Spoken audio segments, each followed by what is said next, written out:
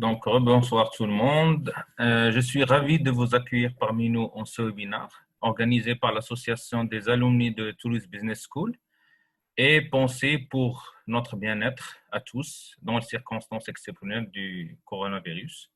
Donc, dans ce webinaire, nous allons mettre en avant l'impact psychologique de la menace sanitaire et du confinement sur nous tous en tant que cadres et dirigeants, mais aussi en tant qu'individus plus généralement. Donc, pour ce faire, j'ai le plaisir d'introduire nos trois intervenants. Donc, Madame Ben-Ouhoud Nabila, professeure de communication et coach certifié en PNL, en efficacité professionnelle et communicationnelle. Monsieur Sqali Mohamed, entrepreneur et executive leadership coach.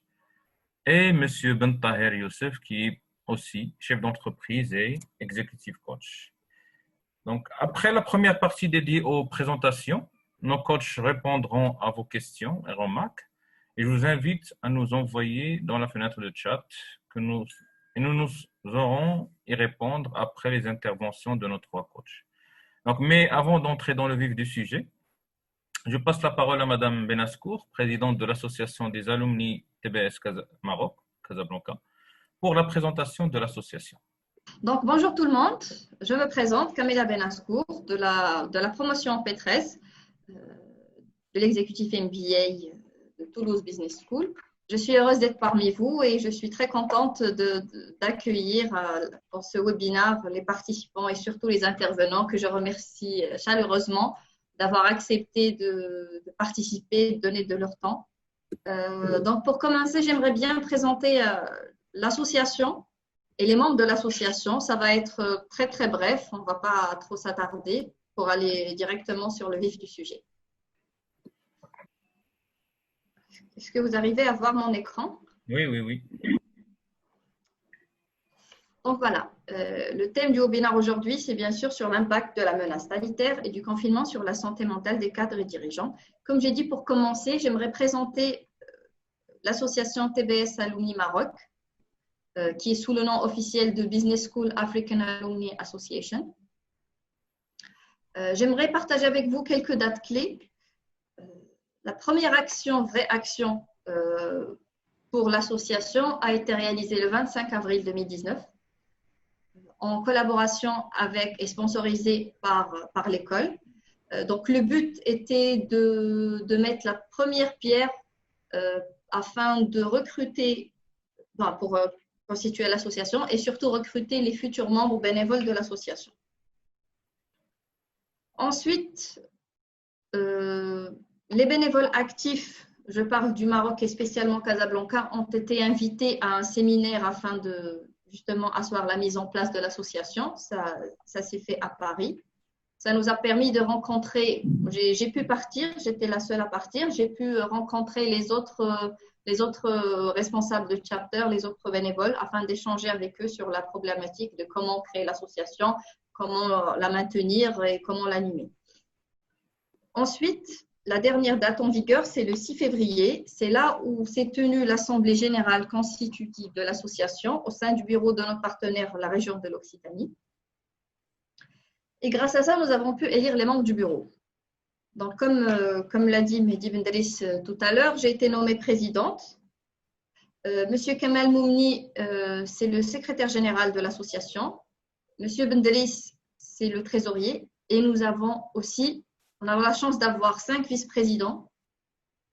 Madame Milham Najda Al-Houri, Monsieur Imad Bargzaoui, Mehdi Edari, Stéphanie Bekar et Hussein Marabt. Donc voilà, donc ça c'était en bref une présentation des membres de l'association. Nous, ce que nous comptons faire par la suite, c'est bien sûr ce webinaire, c'est juste un début. L'association a beaucoup d'objectifs. Nous avons, à titre d'information, plus de 3300 personnes alumni, 3300 alumni rien qu'au Maroc. C'est des gens qui ont étudié au Maroc ou qui sont basés au Maroc. C'est les gens qui sont inscrits sur le chapter de Casablanca. Bien sûr, la chose la plus importante dans toute association des alumni, c'est d'abord le networking. Et maintenant que nous avons l'outil pour contacter ces gens et aller vers eux, les informer sur sur nos événements, sur l'association et tout le reste, grâce à la plateforme que TBS, que notre école a mis à nos dispositions. Je pense que nous pouvons vraiment faire quelque chose de très, très, très grand. Nous avons commencé par un webinar et les actions il y aura un florilège d'actions qui vont suivre. C'est un début. Les débuts sont généralement un peu durs, mais nous allons faire de notre mieux pour aller de l'avant et faire en sorte de faire revivre ou de créer ce networking entre alumni TBS, surtout pour le Maroc. Donc, sans aller trop en détail sur ce point-là, je pense qu'il est temps de commencer le webinaire et je vais laisser Mehdi Bendris continuer avec notre premier intervenant. Merci beaucoup. Merci Camilia. Comme tu as dit, entrons maintenant dans le vif du sujet. Donc, pour commencer, je pense qu'il faut d'abord se poser deux questions très importantes. Quelles sont les manifestations du stress post-Covid dans le milieu professionnel et comment peut-on gérer ce stress pour un meilleur équilibre? Donc, Madame Benouhoud, pourriez-vous nous en parler un peu plus, s'il vous plaît? On commence par les dames. Je ne suis pas des adeptes de ladies first, tu sais. Alors, bonsoir tout le monde. Merci pour l'invitation. Ça me fait plaisir de pouvoir partager, échanger autour de ce sujet. Je pense qu'il commence un tout petit peu à nous dépasser. Donc, on n'a plus envie d'en parler parce que c'est pesant, c'est assez lourd, ou peut-être tout simplement parce qu'on s'est dit, tiens, mais aujourd'hui, on pourra tout simplement vivre tout en sachant que le fameux virus, en fait, vit avec nous. Donc, il n'y a pas trop de problèmes, on se protège, mais en fait, pas de manière excessive. Alors, parler du stress, ça risque d'être aussi stressant parce qu'on peut commencer par dire, mon Dieu, qu'est-ce que je veux dire du stress? On stresse et alors, c'est une réaction naturelle. Tout le monde peut stresser, mais on peut s'arrêter pour dire que pendant la crise ou bien au début de la crise, on ne savait pas trop qu'est-ce qui se passait. Donc, ce stress, on le ressentait de manière beaucoup plus sous-jacente, implicite, et ça, c'était une chose qui était très, très, très difficile à supporter. Alors, quand on dit, pardon, excusez-moi, je ne sais pas pourquoi je n'arrive pas à passer mes slides. Ok, c'est bon.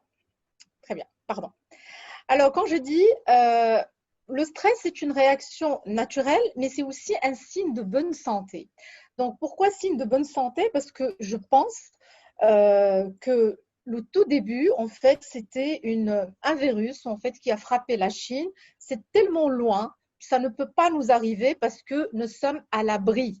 Et comme toujours, on a l'impression que ça n'arrive qu'aux autres. Le fait de dire ça n'arrive qu'aux autres, c'est quelque chose qui nous a laissé, en fait, qui nous a poussé à refuser d'admettre que c'est une réalité. Alors, le jour où ça s'est rapproché de nous, il y avait quand même pas mal de réactions, mais il y avait une sorte de stress qui a commencé à s'installer. Bien évidemment, Sebndris a dit qu'on va parler de l'entreprise, mais pour moi, parler de l'entreprise, ça va de soi, c'est parler de l'humain. Chacun de nous, en fait, opère dans un domaine déterminé, fait partie, en fait, d'un organisme, et le stress qu'il va vivre en tant qu'humain, c'est un stress qu'il va pouvoir transmettre à son entreprise, à ses collègues de travail, à sa famille, à la société en général.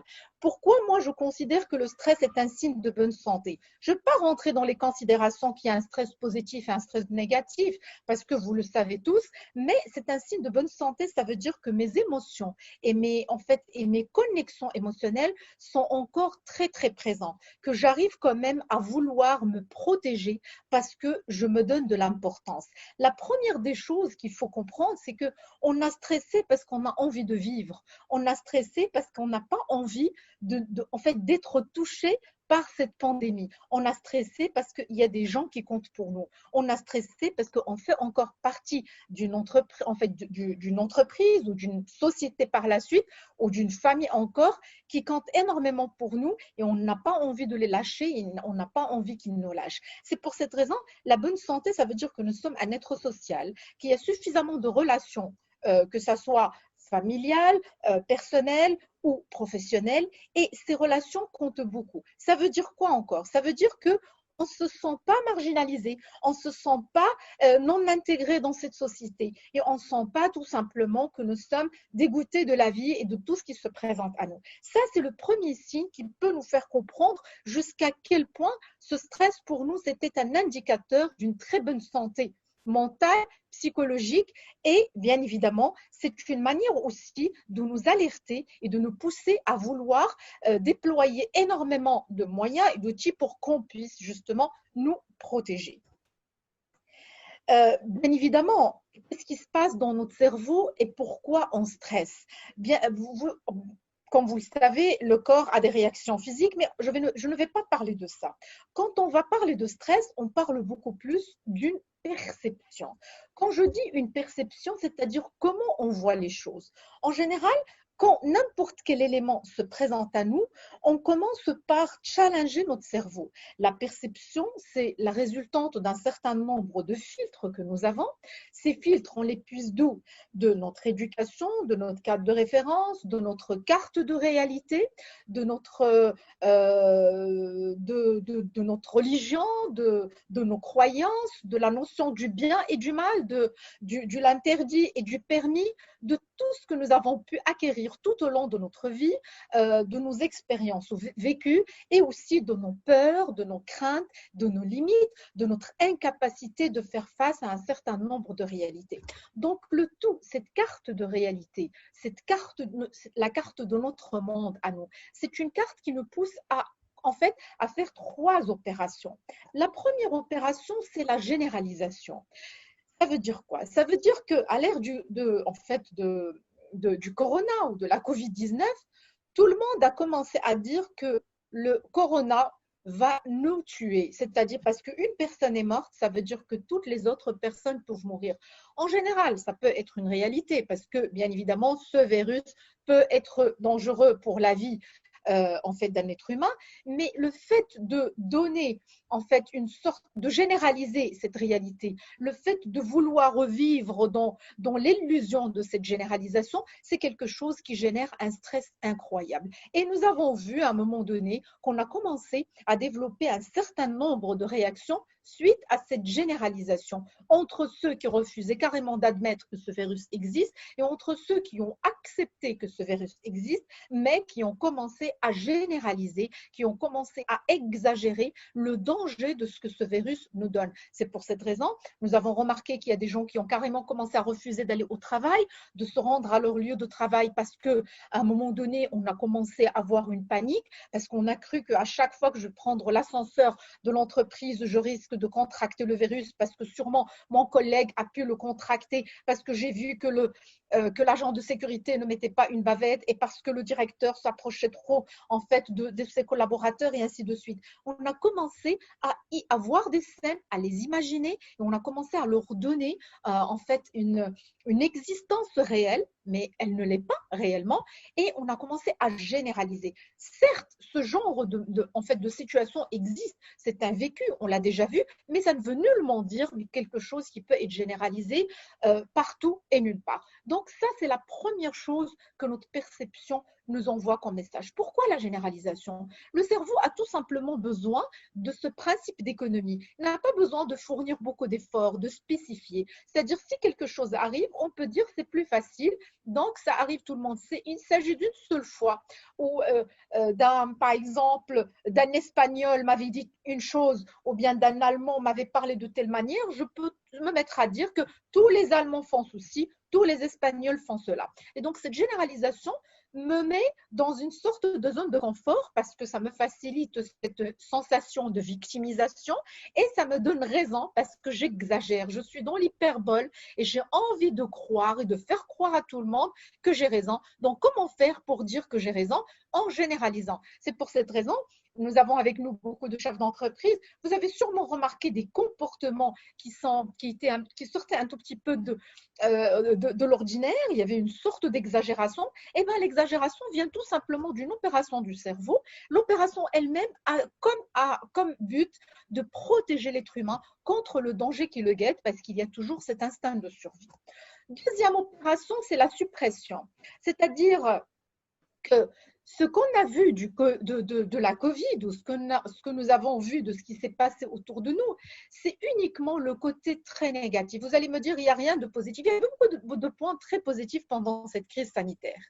Le premier point, c'est qu'on s'est retrouvés avec nos familles. On s'était calmé un tout petit peu, on a arrêté de prendre les moyens de transport, on a essayé de nous reconnecter à nous-mêmes pour pouvoir nous redécouvrir, on a essayé de voir nos propres limites, on a essayé de nous interroger concernant ce qu'on peut faire, ce qu'on ne peut pas faire.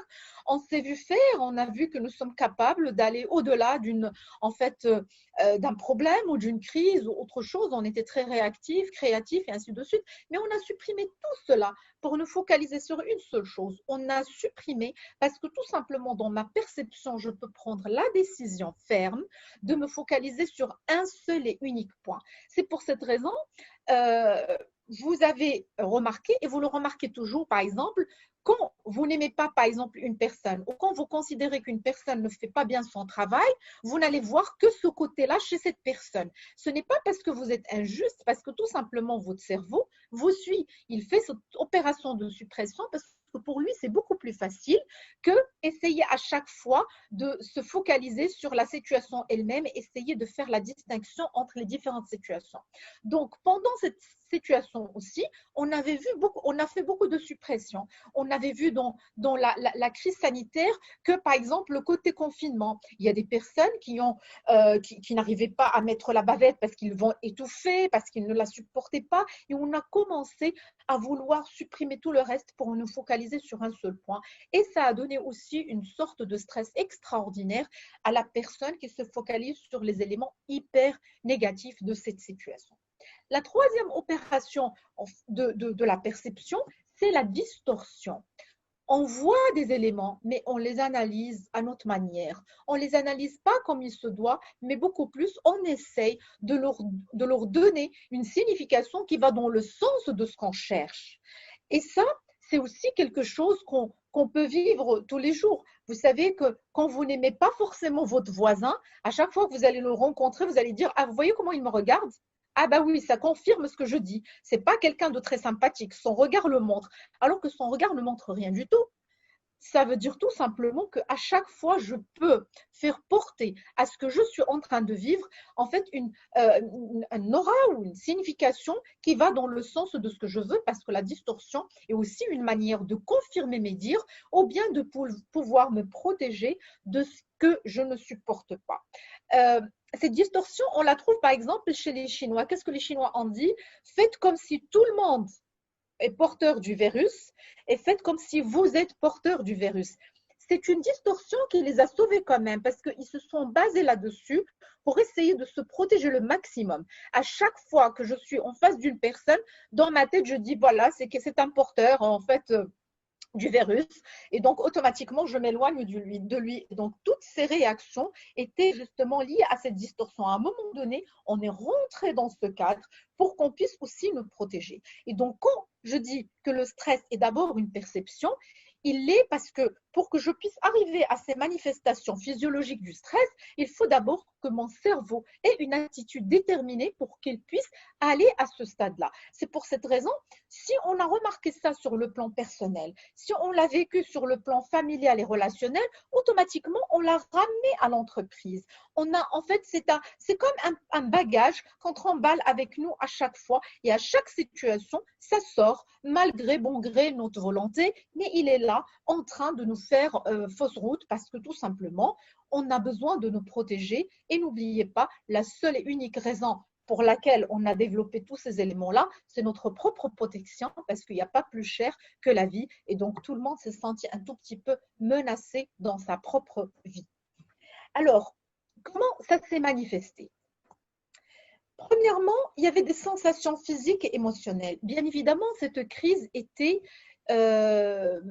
rempli d'émotions. Il y avait un énorme, en fait, il y avait des tensions émotionnelles énormes. Il y avait un creuset, en fait, d'émotions, de sensations. On ne savait pas trop, est-ce qu'il s'agissait de la peur, est-ce qu'il s'agissait de la crainte, est-ce qu'il s'agissait de l'étouffement, mais il s'agissait tout simplement de l'impuissance face à l'inconnu. Donc, tout ce qui a été vécu, ces manifestations vécues, c'était des manifestations qui étaient dues à notre incapacité de maîtriser, de contrôler. Et vous savez très bien, si vous prenez par exemple un projet, vous êtes toujours serein quand vous contrôlez, quand vous maîtrisez, quand vous pouvez faire des projections. Pour la première fois dans l'histoire, personne ne pouvait savoir qu'est-ce qui pourrait se passer demain, qu'est-ce qui pourrait se passer le mois prochain. Et donc ça a donné un certain nombre de sensations, bien évidemment, que nous avons vécues de manière différente en fonction de l'équilibre émotionnel de chacun.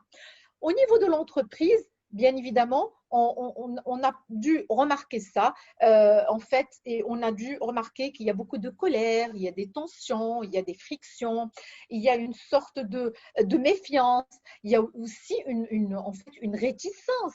À chaque fois, on remettait en cause, par exemple, la demande d'un travail urgent. Il n'y avait plus la notion de l'urgent, il n'y avait plus la notion de l'important.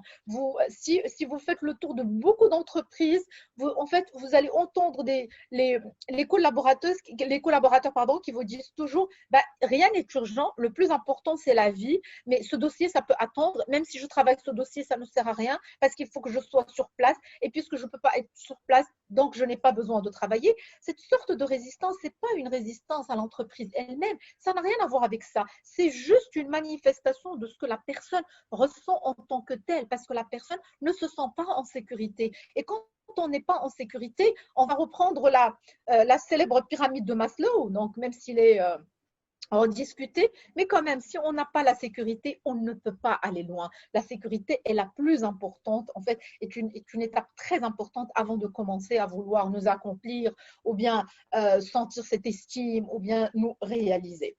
Deuxièmement, les pensées catastrophiques. Bien sûr, quand il y a l'émotion, il y a cette petite voix qui vient nous guetter, qui vient nous déranger. Vous savez, cette voix qui vous dérange, hein, qui commence à vous raconter des histoires, cette voix que vous n'aimez pas forcément, mais en fait qui essaye un tout petit peu d'installer des croyances tellement désagréables et tellement catastrophiques pour certaines personnes et les empêche justement d'avoir de la paix. Souvent, en fait, à chaque fois que vous voulez dormir, vous entendez une voix qui va vous dire « Mais mon Dieu, tout à l'heure, quand tu étais au supermarché, il y a une personne qui est passée à côté de toi, la personne a éternué, ben sûrement tu as pu contracter quelque chose, oh mon Dieu, sûrement tu es porte. » Et tout le monde, à un moment donné, a commencé à se poser la question « Qu'est-ce qui se passe ?» Alors, imaginez que ça arrive au niveau de l'entreprise. Je prends le stylo de mon collègue, donc automatiquement, il y a quelque chose qui ne va pas, et ainsi de suite.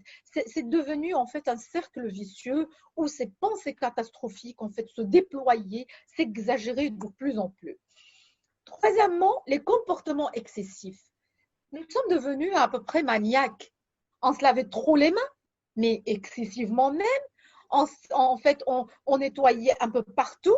On avait un problème avec nos chaussures. On changeait nos vêtements à n'importe quelle sortie. On se douchait. C'est comme si on était sale à un moment donné, excusez-moi pour le terme, mais on se posait la question, est-ce que pour une fois, on a redécouvert une nouvelle manière de faire ou est-ce que c'était une sorte de punition parce que, en fait, on n'arrivait pas à faire les choses correctement et donc ces comportements excessifs étaient là. Mais attention, les comportements excessifs n'étaient pas que ça. Il y a des personnes qui ont commencé à s'adonner à d'autres substances, par exemple, je ne sais pas, l'alcool, la drogue, peut-être autre chose, mais comportement excessif partout. Même le fait de regarder des films non-stop, c'est un comportement excessif. Le fait de dormir de manière exagérée est un comportement excessif. Mais c'est une sorte de fuite qui empêche justement tout un chacun de penser à la réalité qui le guette, qui le dérange et qui ne le laisse pas en fait confiant. Alors, les réactions, en fait, bien sûr, quand on a ces manifestations, ce sont aussi des réactions au changement. Et les réactions au changement commencent toujours par le déni. On a au début refusé d'admettre que c'est un virus. et on a commencé à parler des complots. Mais oui, c'est la théorie du complot, il n'y a pas de virus, c'est une manière de nous faire croire je ne sais quoi. Et donc ce déni, parce que tout ce déni vient quand il y a un choc, quand on a du mal à supporter l'émotion qui va avec ce que nous sommes en train de ressentir. Et donc ce déni, bien évidemment, prend un certain temps. Je pense que le moment où on a commencé peut-être à réaliser ça, c'est au moment où on a arrêté l'école. Quand on a arrêté l'école, on a commencé à dire c'est sérieux. Parce que tout au long, en fait, de la période de flottement, on ne savait pas trop qu'est-ce qui se passait. On se disait, oui, il y a pas, il y a un problème, peut-être pas de problème. Mais l'arrêt de l'école, on a compris que quelque chose de colossal, d'énorme, en fait, est en train de s'installer.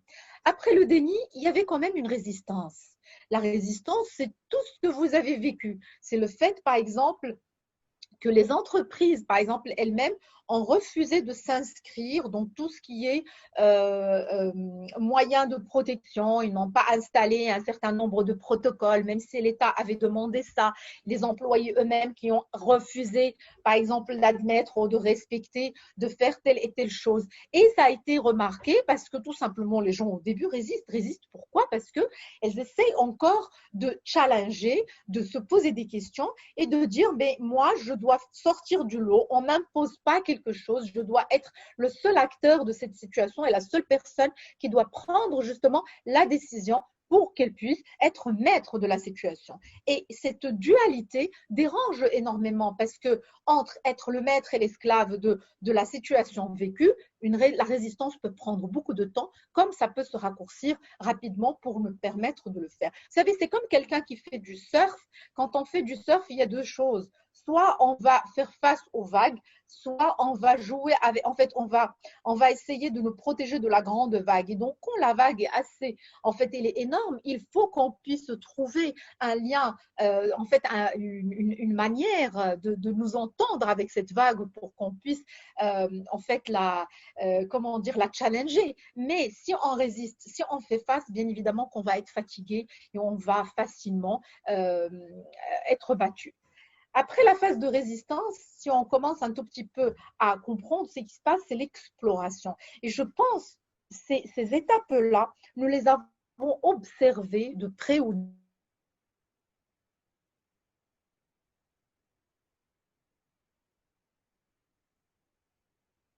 à tout type d'établissement, même les écoles.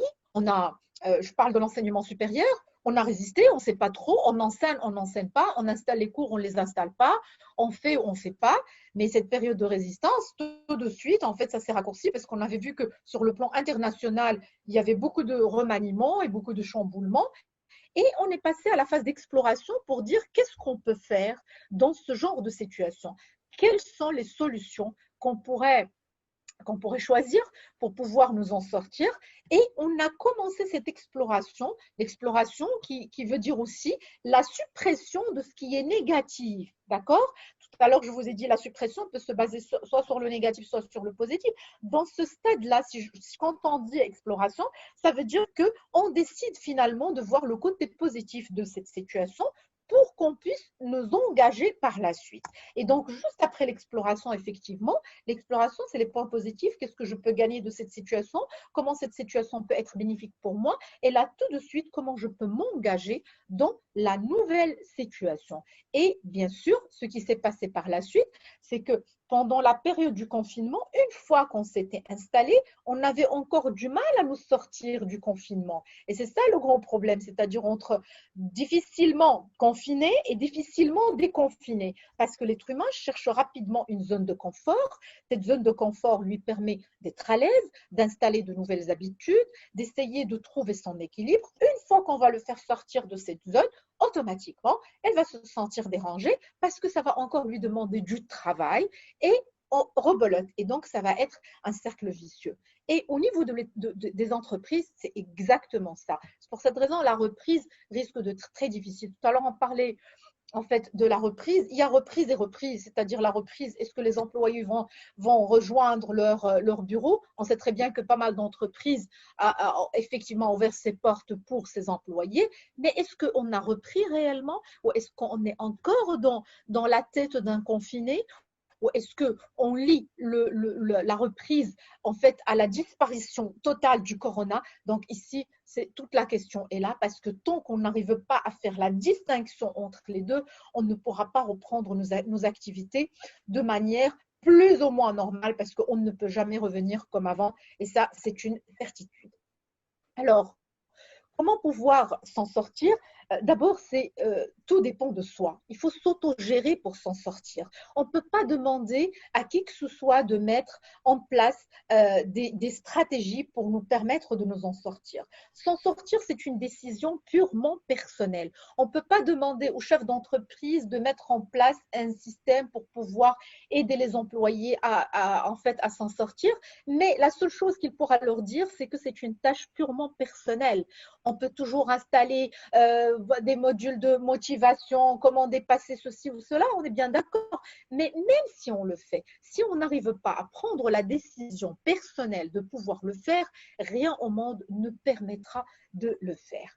Alors, premièrement, pour le faire, il faut qu'on arrive à retrouver notre équilibre émotionnel. Est-ce que sur le plan émotionnel, on est encore arrivé à notre équilibre? Moi, je pose la question et je me pose à moi-même la question, est-ce que l'équilibre émotionnel est déjà établi? Est-ce qu'on est arrivé à ce stade où on se dit, on est bien?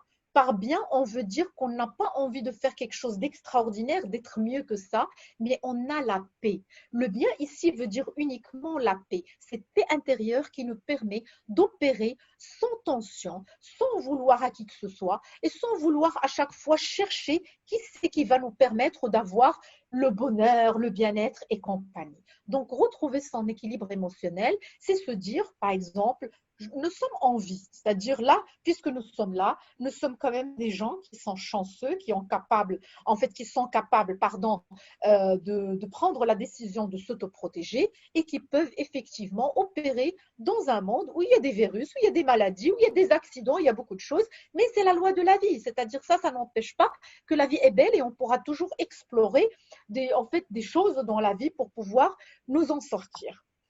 Consolider son équilibre relationnel. Nous avons compris qu'il y avait beaucoup d'éloignements. Il y avait beaucoup de séparation physique. Quand on dit séparation physique, c'est-à-dire qu'il y a des personnes tellement proches de nous qu'on n'arrive plus à embrasser, qu'on n'arrive plus, en fait, peut-être nos parents, on n'arrive pas peut-être à les saluer parce que si on les voit, on a peur pour eux et ainsi de suite.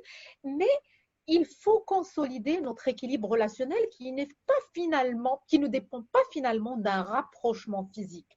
Il ne dépend que d'un rapprochement psychologique. Et donc, consolider l'équilibre relationnel, c'est aussi admettre qu'on a besoin de créer des relations tellement équilibrées, des relations saines, que ce soit sur le plan personnel ou professionnel. Les mêmes relations peuvent nous permettre à n'importe quel moment de nous en sortir, de sentir que nous sommes importants, qu'on a des gens qui nous aiment et qu'on aime et on a besoin d'être avec eux et qu'ils soient avec nous constamment. Sur le plan professionnel, la consolidation de la relation, c'est aller au-delà de ce que j'attends d'un employé ou de ce qu'un employé attend de son chef. On n'est pas dans une relation de « tu me donnes mon salaire, je fais mon travail et je m'en vais ». Mais il y a quand même un rapport humain. C'est le côté humain qui existe ici qui peut lier les deux. Nous sommes là parce que nous sommes des êtres humains. On avait peur de la même chose. On peut contracter tous les deux le même virus, mais on est là pour produire. On produit pour qu'on puisse nous en sortir. Parce que finalement, la seule chose qui nous reste, c'est pouvoir reprendre l'activité pour que ça redémarre, pour que et le chef, et le collaborateur, et le consommateur, et l'acteur dans la société puissent effectivement s'en sortir. Sinon, on ne pourrait pas aller loin. C'est-à-dire ici, il faut qu'on estompe nos problèmes, notre jalousie, notre rancune, notre incapacité de laisser passer des choses. Il faut qu'il y ait une sorte de tolérance, une tolérance assez responsable, bien évidemment, qui est une tolérance et une fermeté aussi dans le travail, mais une sorte de tolérance qui est basée sur le côté humain des en fait, qui existe dans cette société. Travailler sur les croyances. Madame Benouh, Travailler sur les croyances, c'est le fait aussi de comprendre que ce sont nos croyances qui nous font flipper. Oui, c'est Andrés, pardon. 2 minutes, s'il vous plaît, parce que 2 minutes, 2 minutes. Non, non, c'est c'est vraiment 2 minutes. intéressant, mais bon. Alors, donc, travailler, comme j'ai dit, travailler sur les croyances parce que ce sont nos croyances qui nous poussent justement à flipper, à développer de plus en plus notre stress. Comme j'ai dit tout à l'heure, les croyances, toutes ces idées catastrophiques ou autres, hein, ou les idées qui vont nous éliminer, qui vont nous permettre d'être dans l'action, parce que l'action nous empêche de réfléchir. Quand je suis dans la mer, quand je suis dans l'immersion, j'agis au lieu de penser ce que je peux faire si je ne suis pas, si je suis en sécurité. Donc, en fait, c'est la contrainte qui me pousse à agir. Estimer à sa juste valeur, se donner la valeur nécessaire pour qu'on puisse effectivement opérer et éviter aussi ce stress. Je suis capable de faire face à la pandémie et j'ai réussi de le faire jusqu'à aujourd'hui. Donc, pourquoi pas continuer à le faire constamment, quel qu'il soit ce qui pourra se présenter à nous dans le futur. Et finalement, reprendre goût à la vie, parce que la vie, ça mérite quand même d'être vécu, même s'il y a le corona ou s'il y a quoi que ce soit. Et merci pour votre attention. Désolée si j'avais dépassé le temps. Je ne comptais pas, par contre. Pas de souci. Merci, Madame Benouhoud. Ce fut très intéressant, ça c'est sûr. Donc, parmi les choses que je pense aussi très importantes qui aident à résister émotionnellement en situation difficile, c'est notre intelligence émotionnelle.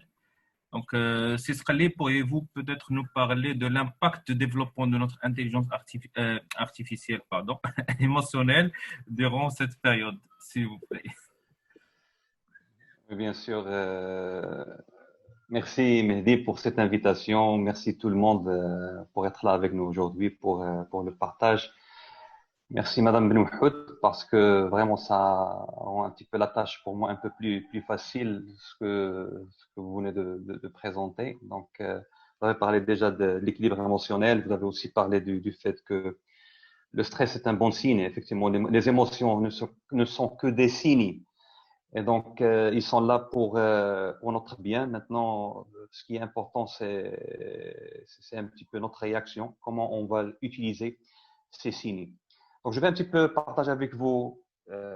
C'est vrai, je ne vais pas dire que je vais partager avec vous l'intelligence émotionnelle. Il y a des livres, il y a donc donc donc on aura besoin de beaucoup de temps, mais c'est surtout un petit peu créer peut-être l'intérêt.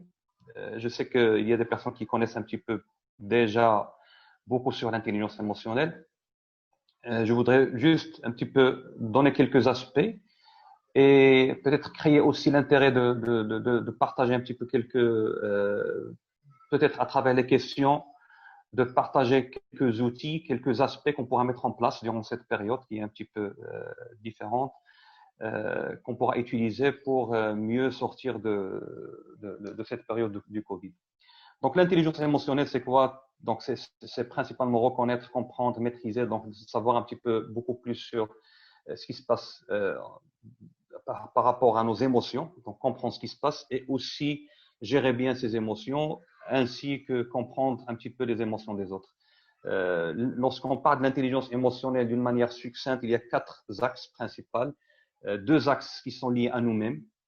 Et d'ailleurs, tout le travail, d'ailleurs, ça a été bien dit avec Madame Benouhoud, c'est le travail c'est un travail sur soi. Déjà, il y a beaucoup de choses qui se font là. C'est une décision que chacun d'entre nous a besoin de prendre. Donc, il y a 2 aspects qui sont personnels, qui sont liés à moi-même. C'est identifier mes émotions, être capable d'être conscient par rapport à ce qui se passe et identifier ses émotions. Et le deuxième, c'est savoir comment gérer ses émotions. Donc, d'ailleurs, une partie a été déjà discutée dans la présentation de Mme Benouhoud, c'est gérer un petit peu donc le stress. Le deuxième, ou les 2 autres aspects, ils sont liés au côté social. Et d'ailleurs, ça a été aussi un petit peu mentionné lorsque Mme Benouhoud parlait de consolidation de notre équilibre relationnel. Donc, il y a un aspect social. Donc, c'est bien un petit peu d'identifier les émotions des autres et puis savoir comment rentrer en relation avec les autres. Ce sont les 2 aspects de l'intelligence émotionnelle liés au côté un petit peu social. Je veux juste commencer par quelque chose qui a été que j'ai vu chez Daniel Goleman, peut-être la plupart le connaissent. Daniel Goleman, c'est lui qui a écrit le livre Intelligence émotionnelle 2.0. C'est un des pionniers aujourd'hui dans ce domaine. Il était en réunion avec les responsables des ressources humaines. Il était en réunion avec 8 des plus grandes entreprises mondiales. Donc, les responsables des ressources humaines de ces 8 entreprises. Il a dit qu'ils ont tous dit, ces responsables, ces DRH de ces entreprises mondiales, ils ont dit que les gens travaillaient à domicile et signalaient beaucoup de désengagement. Donc un des indicateurs, là, quelque chose qu'ils ont détecté, c'est qu'il y a un peu plus de désengagement durant cette période. Et ça, c'était au mois à peu près d'avril, donc lorsque le Covid a déclenché. Donc, on a commencé à avoir un petit peu un impact dans les entreprises. Les gens sont déprimés quand ils sont à la maison au lieu d'aller au bureau. Donc, ils ont trouvé aussi qu'il y a des personnes qui se dépriment un petit peu ou qui se dépriment avec tout ce qui se passe aujourd'hui avec le confinement. Maintenant, ce qui est intéressant, ce que aussi Goleman a dit, c'est que lorsqu'on va commencer à sortir du confinement, la valeur de l'intelligence émotionnelle et du leadership sera plus importante que jamais. C'est vrai que peut-être c'est très important de travailler sur notre intelligence émotionnelle, mais aujourd'hui, c'est beaucoup plus important que jamais. Cette période, elle est très importante. Et d'ailleurs, on peut même le voir, et je travaille avec des chefs d'entreprise et je peux le constater, les chefs d'entreprise qui ont développé une intelligence émotionnelle, ils ont vraiment pu survivre, peut-être gérer, on peut dire, cette situation d'une manière beaucoup plus efficace. Et donc, travailler sur son intelligence émotionnelle, c'est principalement se préparer à de telles éventualités aussi. Et donc, si on veut revenir aux 4 aspects de l'intelligence émotionnelle, le premier, comme j'ai dit tout à l'heure, c'est un petit peu la conscience de soi, c'est de se connaître. Aujourd'hui, on connaît que dans notre cerveau, il y a deux aspects, il y a plusieurs choses, mais il y a deux parties qui sont très importantes. Ce qu'on appelle le prefrontal cortex, le contexte préfrontal, qui est le centre exécutif du cerveau. C'est là où on recueille les informations, on les comprend, on répond à des choses. C'est là où on prend les bonnes décisions, c'est là où on élabore des stratégies, c'est là où on apprend. Donc, c'est le côté un petit peu logique. Donc, c'est préfrontal, c'est top. Il y a des personnes qui les appellent aussi le top, donc c'est préfrontal. Mais il y a aussi le côté émotionnel, ce qu'on appelle l'amygdale. Et ça, c'est un petit peu au milieu du cerveau. Donc, c'est ce qu'on appelle aussi bottom. C'est pourquoi on dit des fois c'est bottom up ou top down. Donc, c'est vrai que lorsque le logique prime, donc on est dans le top down. Lorsque l'émotionnel prime, on est dans le bottom up. Donc, ce qui se passe dans ces situations un petit peu difficiles, dans les urgences, dans ces moments un petit peu qu'on vit aujourd'hui donc du Covid, c'est que l'amygdale, le côté émotionnel, il prime. Donc, ce qui se passe, c'est comme un détournement, c'est comme un hijack, c'est comme c'est comme si cette amygdale prend contrôle du côté logique. Donc l'émotionnel prime et donc ce qui se passe, c'est que des fois on prend pas de bonnes décisions, donc on ne sait pas qu'est-ce qui se passe, donc on est pris par les émotions. Et donc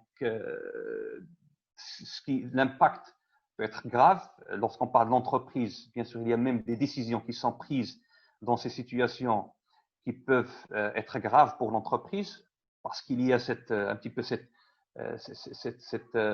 force émotionnelle qui prime et donc on perd entre parenthèses ce contrôle logique des choses parce qu'il y a ce mode d'urgence et donc ce qui se passe c'est on n'arrive pas à prendre des bonnes décisions. Donc une des choses bien sûr c'est connaître un petit peu, c'est se connaître un peu plus, connaître qu'est-ce qui se passe émotionnellement. Et lorsqu'on parle de la conscience de soi ou de ce côté de se connaître, c'est vrai que lorsqu'on a un problème, lorsqu'on a une telle situation, on a besoin de faire quelque chose. C'est normal. Mais il y a 2 types de réactions en général, 2 types d'agir. Il y a des personnes qui pensent au problème, donc il y a ce problème, il y a le Covid, et on continue à penser au Covid, qu'est-ce qu'il faut faire, je ne sais pas quoi faire, et donc je panique, donc on a parlé tout à l'heure de la panique. Et donc, on rentre dans ce système de ruminer par rapport à ce problème, mais on n'arrive pas ou on n'essaie pas de trouver la solution. Donc, ça, c'est très négatif. Mais il y a d'autres personnes, ce qu'ils vont faire, c'est, oui, on pense au problème, mais on cherche une solution, on passe à l'action, et on fait quelque chose de toute manière. C'est vrai, peut-être que ce n'est pas la meilleure chose à faire, mais déjà, on passe à l'action et on se dit, OK, j'ai fait le nécessaire. Et donc, on passe à quelque chose d'autre. Donc, c'est vrai, on a besoin d'agir, mais on a aussi besoin d'agir d'une manière qui va nous servir au lieu de nous desservir. D'ailleurs, une technique que je vais partager avec vous, peut-être, je sais qu'aujourd'hui, on est avec des coachs qui peuvent déjà avoir beaucoup d'idées par rapport à ça, mais de toute manière, le rappel aussi est très intéressant des fois, c'est un petit peu nommer l'émotion. Lorsque je suis dans une émotion quelconque, je ne sais pas, de colère, je suis dans la culpabilité, dans la peur, le fait de nommer l'émotion nous aide un petit peu à faire quoi? Donc, à passer le contrôle au côté logique. Parce que comme j'ai dit tout à l'heure, ce qui se passe dans ce détournement, ce hijack, c'est que l'amygdale prend contrôle, donc le côté émotionnel prend contrôle dans cet état un petit peu d'urgence. Lorsque je veux nommer l'émotion, je reviens donc à la partie logique. Et donc, ce qui se passe, c'est l'idée, c'est un petit peu revenir à la partie logique, revenir au cortex préfrontal pour prendre contrôle. Donc, juste le fait de prendre une petite pause, un petit moment, et de se poser la question, quelle est cette émotion? Donc ça peut un petit peu nous aider. Ça, c'est un premier outil que je voudrais partager avec vous. Dans ces situations, une des choses qui peut nous aider un petit peu à sortir de ce mécanisme, de cet auto-pilotage de notre émotion, c'est de nommer l'émotion et de dire quelle est cette émotion. Et donc, c'est une manière un petit peu de revenir à notre logique, de revenir au cortex préfrontal et de prendre charge de ce qui se passe. Maintenant, le deuxième aspect de l'intelligence émotionnelle, c'est gérer ses émotions. C'est comment je peux mieux gérer mes émotions dans toutes les situations. Et là, il y a plusieurs choses, mais je vais partager quelques aspects. Le premier, c'est la résilience. C'est ce qu'on appelle aujourd'hui la résilience ou l'autorégulation. Ce qu'on veut dire par la résilience, c'est le temps qu'il faut pour revenir au calme. C'est vrai, lorsqu'il y a une situation catastrophique, il y a un problème, donc je réagis d'une manière un petit peu négative. Maintenant, combien de temps ça me prend pour revenir au calme? Si ça me prend 1 minute, les dégâts ne seront pas beaucoup de dégâts. Mais si ça me prend 1 semaine, 1 mois, et je rumine par rapport à ce problème, et je le raconte tout le temps, je ne suis pas à l'aise, je suis stressé par rapport à ce problème qui s'est passé il y a 1 mois, donc c'est normal que ça va m'impacter encore plus. Donc, l'amélioration de notre résilience, ou là ce qu'on appelle l'autorégulation, peut avoir un impact très, très positif en termes de comment on se présente dans des situations un peu délicates. L'autre aspect, c'est développer cet esprit de croissance que Carol Dweck a nommé donc growth mindset. Et ça, c'est un travail qui se fait en amont. C'est vrai que c'est un travail qu'on a besoin de faire tout le temps pour développer cette positivité pragmatique. L'idée, c'est vraiment être positif, mais aussi pragmatique en termes d'action. C'est la lier aussi à l'action. Et donc, cet esprit de croissance veut dire que pour moi, je m'entraîne tout le temps à être positif malgré les situations difficiles. Et donc, lorsque je fais face à une telle situation comme le Covid, j'ai déjà préparé, je me suis bien préparé pour mieux gérer mes émotions dans cette même situation. Une autre chose qui est importante, c'est passer à l'action. Je pense, Madame Louhad a déjà parlé de ça, c'est aussi important pour un petit peu mieux gérer ces situations difficiles. Un autre aspect qui est assez important, c'est l'expression des émotions. C'est vrai, je pense, une des choses qu'on manque des fois dans notre société, c'est le manque d'expression émotionnelle. Et ça, c'est aussi cité comme le plus grand défi dans les relations. Et lorsqu'on parle de l'expression, c'est vrai, l'expression appropriée. C'est pas l'expression inappropriée, telle que rouler les yeux lorsqu'on n'est pas d'accord avec quelque chose, claquer la porte, etc. Mais c'est surtout vraiment valider, reconnaître un petit peu le point de l'autre personne et partager aussi son point de vue. Donc on n'a pas besoin de rouler les yeux ou d'exprimer nos émotions d'une manière un petit peu négative, mais c'est surtout une expression plus appropriée. Maintenant, le troisième aspect de l'intelligence émotionnelle, c'est ce qu'on appelle aussi la conscience sociale. C'est le côté empathique qu'on a besoin de développer. Il y a 3 niveaux, il y a 3 aspects de l'empathie. Le premier, c'est ce qu'on appelle l'empathie cognitive. c'est un petit peu savoir comment les autres pensent. Donc c'est le côté cognitif des sentiments des autres. Là, on est la compréhension des sentiments des autres. Le troisième, c'est la préoccupation empathique. Donc, on sait non seulement ce que les autres pensent ou ressentent, mais aussi, on est là, on se soucie d'eux et on veut les aider. Donc, c'est vrai, là, on passe à un autre niveau. D'ailleurs, un point qui a été aussi soulevé tout à l'heure, c'était le côté humain qui doit primer dans les entreprises. Et ça, c'est très important. C'est vrai qu'il y a des entreprises qui se focalisent sur le côté financier, on a besoin. Mais vraiment, durant cette période, je pense, le point le plus important, que malheureusement, il y a beaucoup d'entreprises qui n'ont pas fait attention à ça, c'est l'être humain, c'est les personnes qu'on a autour de nous. C'est nos clients, c'est nos fournisseurs, c'est nos relations avec ces personnes. Même s'il n'y a pas de business durant cette période, mais c'était une période vraiment d'or pour renouer et créer de meilleures relations avec tous nos constituants. Le quatrième aspect dans le côté intelligence émotionnelle, c'est la gestion des relations avec les autres. Alors, ce qui est intéressant, c'est Google a demandé à Daniel Goleman, donc dans la même personne dont j'ai parlé tout à l'heure, que Google avait des ingénieurs brillants. Mais malheureusement, ces ingénieurs ne pouvaient pas amener les gens à prêter attention à leurs idées. Donc, ils n'arrivaient pas à convaincre les autres personnes avec leurs idées. Donc, ils avaient ce manque. Et donc, Google a détecté que ce manque vraiment faisait que malgré qu'on a des idées intéressantes, on n'arrive pas à passer le message. Donc, le fait de développer notre intelligence émotionnelle va nous permettre de partager mieux, va permettre aux équipes d'être plus performantes. D'ailleurs, il y a une étude par professeur Vanessa Druskat qui a montré que les équipes les plus performantes avaient une grande intelligence émotionnelle. Et donc, ils arrivaient à mieux connaître les points forts de l'équipe, les limites de l'équipe, à s'entraider, à se focaliser sur les schémas. Donc, à créer une dynamique au sein de l'équipe qui fait que ce sont des équipes qui ont bien réussi et ils ont réussi beaucoup mieux que les autres. Donc, ça, c'était un petit peu, je vais un petit peu essayer de rester donc pour ne pas aller plus loin. Je sais que le temps ne permet pas de rentrer dans plusieurs détails.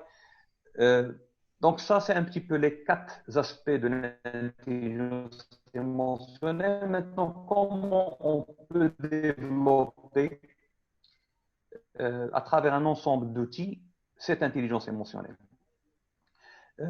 Une technique qu'on a citée, c'est pratiquer la nouvelle réponse. Donc le premier aspect, c'est de voir un petit peu comment je réagis par rapport à une situation spécifique. Donc c'est vrai, il y a une situation qui arrive aujourd'hui et je me mets en colère. Donc ça, c'est quelque chose qui se passe, je la détecte, je la connais et je veux changer ça. Donc je veux réagir différemment. Donc la première chose qui est recommandée, c'est d'imaginer un petit peu comment je veux réagir. Donc juste avoir dans la tête, la passer dans la tête, cette nouvelle réponse. Lorsqu'on dit pratiquer la nouvelle réponse, c'est pratiquer la nouvelle réponse dans la tête, dans notre cerveau. Donc déjà, on connaît aujourd'hui que ce qui se passe dans la tête, il est pris par notre subconscient, comme si c'est quelque chose qui a été fait réellement. Donc, il n'y a pas une différence. D'ailleurs, on dit que our thoughts are invisible events. Nos pensées sont des événements invisibles. Donc, nos pensées, effectivement, ce sont comme des réalités, mais invisibles.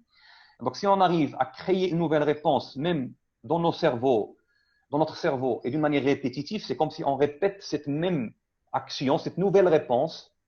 C'est comme si on répète cette nouvelle réponse plusieurs fois. Donc, lorsque je fais face à cette situation qui est difficile, qui me stressait avant, aujourd'hui, je peux réagir avec la nouvelle réponse. Donc là, on a aussi besoin, bien sûr, de changer aussi nos habitudes à travers la pratique de la nouvelle façon de mettre en place cette nouvelle manière, cette nouvelle attitude dans des situations spécifiques. Un autre outil qui est assez intéressant lorsqu'on parle de l'intelligence émotionnelle, c'est ce qu'on appelle le contrôle cognitif. Le contrôle cognitif, c'est la prise de conscience de l'écart entre le stimulus et la réponse.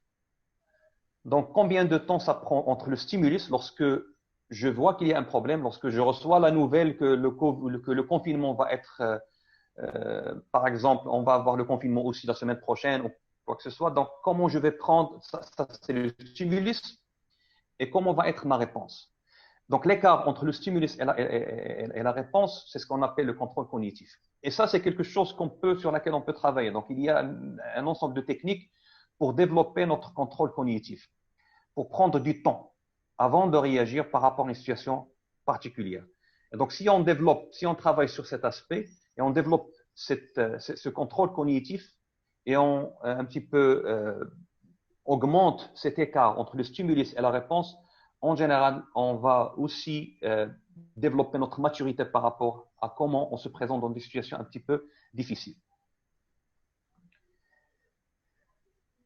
Maintenant, lorsqu'on parle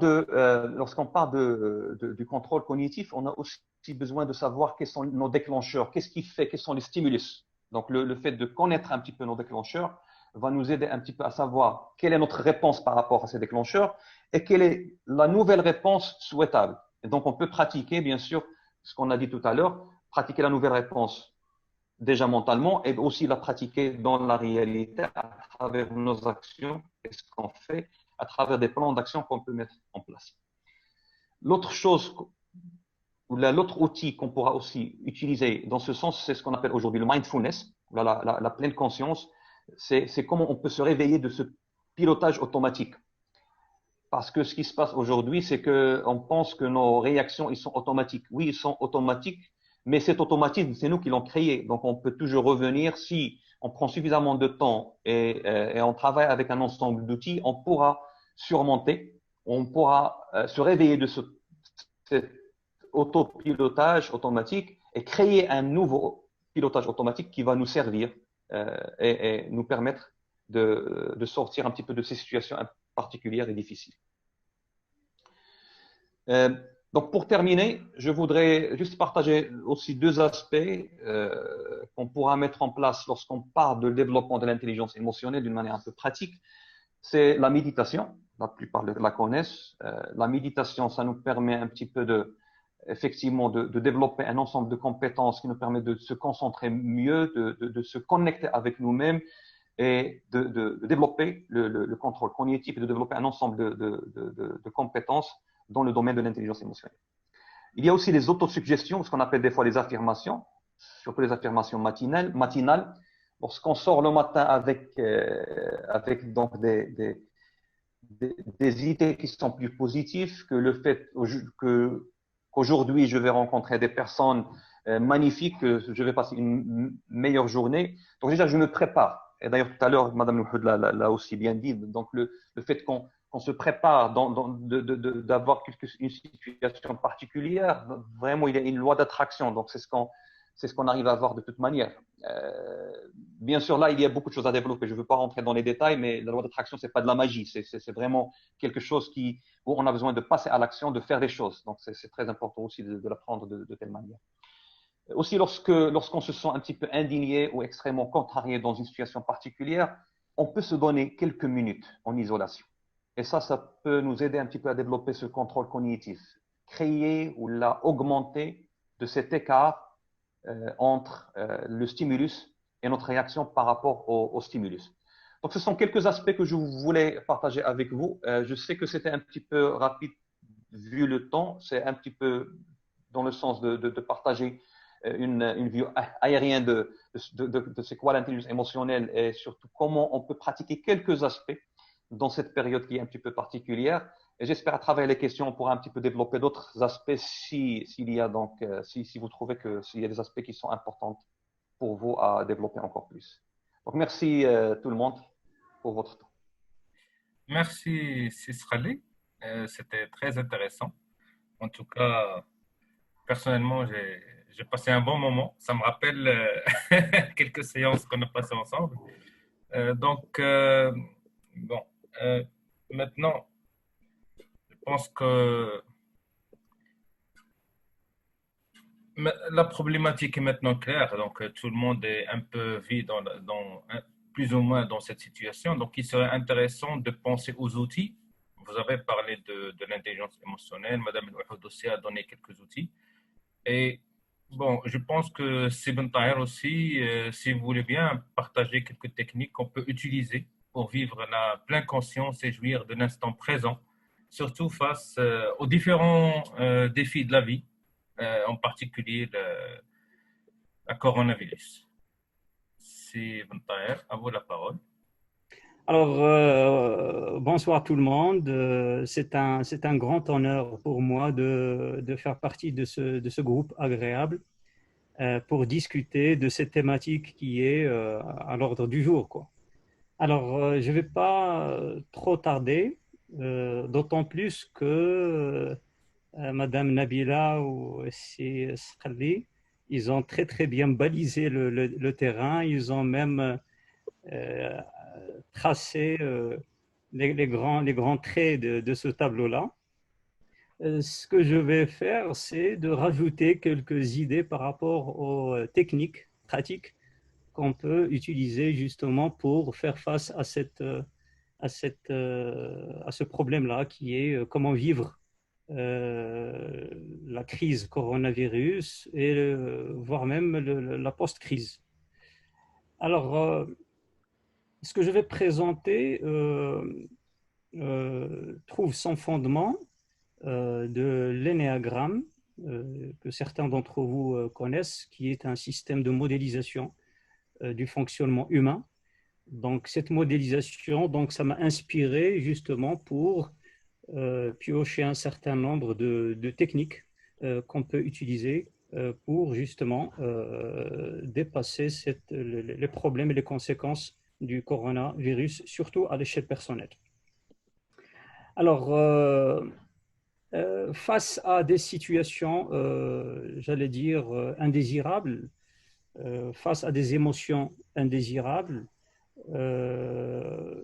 on a tendance à adopter l'une des trois situations ou trois attitudes suivantes. Ou bien, on est branché passé et on revisite le passé, c'est-à-dire on revient sur des événements passés avec des remords, avec des regrets.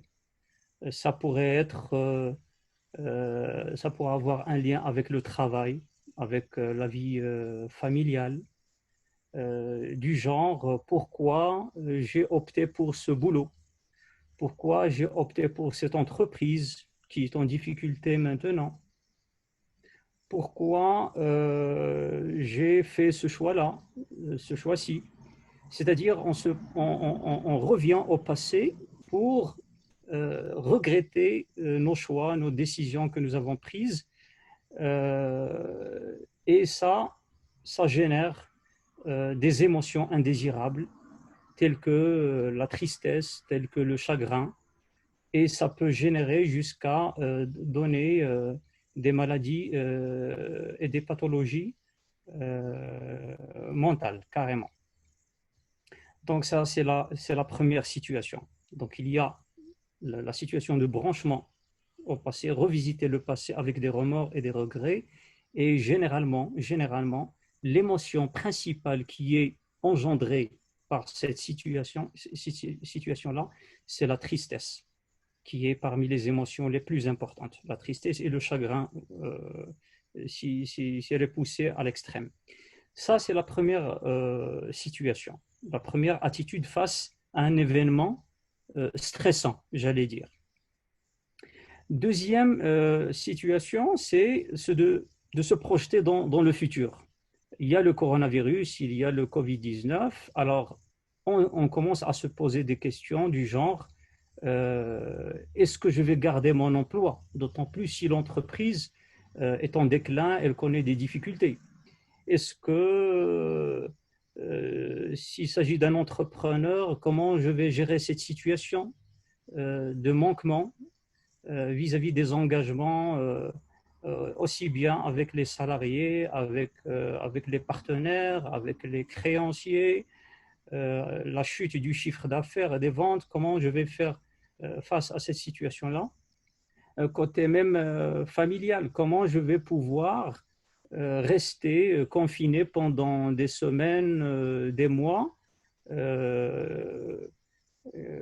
coincé entre les murs, ne pas sortir, perdre ma liberté de faire ce que je faisais dans le temps.